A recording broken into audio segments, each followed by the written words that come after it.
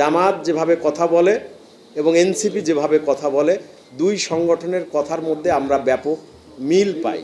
এই সংবাদ সম্মেলনের মাধ্যমে আমরা এনসিপি নেতাদের বলবো, অনতিবিলম্বে এই মিথ্যা বক্তব্য প্রত্যাহার করতে হবে এবং শিমুল বিশ্বাসের নামে মিথ্যা বক্তব্য দিয়ে পাবনার জনগণের হৃদয়ে যে ক্ষত সৃষ্টি করেছে তার জন্য পাবনাবাসীর কাছে ক্ষমা চাইতে হবে।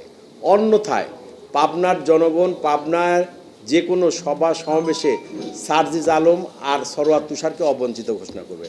মানে তারা যদি এই বিষয়ে দুঃখ প্রকাশ বা ক্ষমা প্রার্থনা না করে, আগামীতে সার্জিস আলম এবং সরোয়ার তুষার পাবনাতে জনসভা করতে আসলে জাতীয়তাবাদী দল সেটাকে অবাঞ্ছিত ঘোষণা করবে। আর আপনার সেকেন্ড প্রশ্নটা হচ্ছে অন্য কোনো দলের ইন্ধন আছে কিনা। অন্য কোনো দলের ইন্ধন কি আছে না আছে সেটা তো পরের ব্যাপার, তবে তাদের যে ভাষা আর জামাতের যে ভাষা, দুই ভাষা একই ভাষা।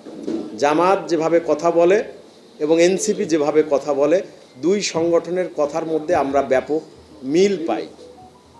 তো সেখানে তো বোঝা যায় যে কারো ইন্ধন আছে কি না আছে বা কে কোন সুরে কথা বলছে, এটা জনগণ বুঝতে পারে, আমরাও বুঝি।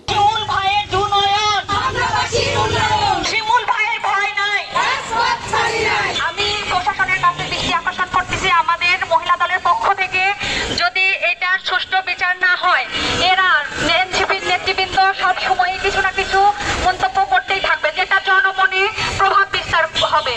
আজকের এই মানববন্ধন শুধু প্রতিবাদ এবং শুধু বিচারের জন্য, অন্য কিছু নয়। একজন ব্যক্তি শিমুল বিশ্বাস, একজন পলিটিক্যাল শিমুল বিশ্বাস, দুই জায়গায় তিনি বিচরণ করেন, সামাজিক অঙ্গনে যার খ্যাতি, পলিটিক্যাল অঙ্গনে যার খ্যাতি, যার কোনোদিন আমরা শুনি নাই যে কোনো রকম হত্যা, মারামারি, খুন এসব জায়গায় উনি জড়িত আছেন, আমরা কখনোই কোনোদিন শুনি নাই। পাবনাবাসী আপনারা মনে হয় শোনেন নাই।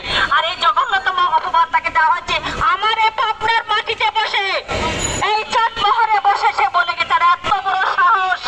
হ্যাঁ, দুই দিনের দল যার গোড়ার ভিত নাই। জুলাই যোদ্ধাদের আমরা সম্মান করি, কিন্তু তাই বলে এই নয় যে যেখানে সেখানে যা খুশি বলবে। বাংলাদেশ জাতীয়তাবাদী মহিলা দলের কেন্দ্রীয় নেত্রী এবং পাবনা জেলা কমিটির সম্মানিত সভাপতি এবং উপস্থিত সহযোদ্ধা বোনেরা, আসলে আজকে যে বিষয়টা নিয়ে আমরা একটু রাস্তায় দাঁড়িয়েছি সেটি খুবই আমাদের হৃদয়কে স্পর্শ করেছে। কারণ পাবনার জনমানুষের নেতা এবং সারা জীবন যিনি মজলুম মানুষের জন্য কাজ করেছেন, দল মত নির্বিশেষে।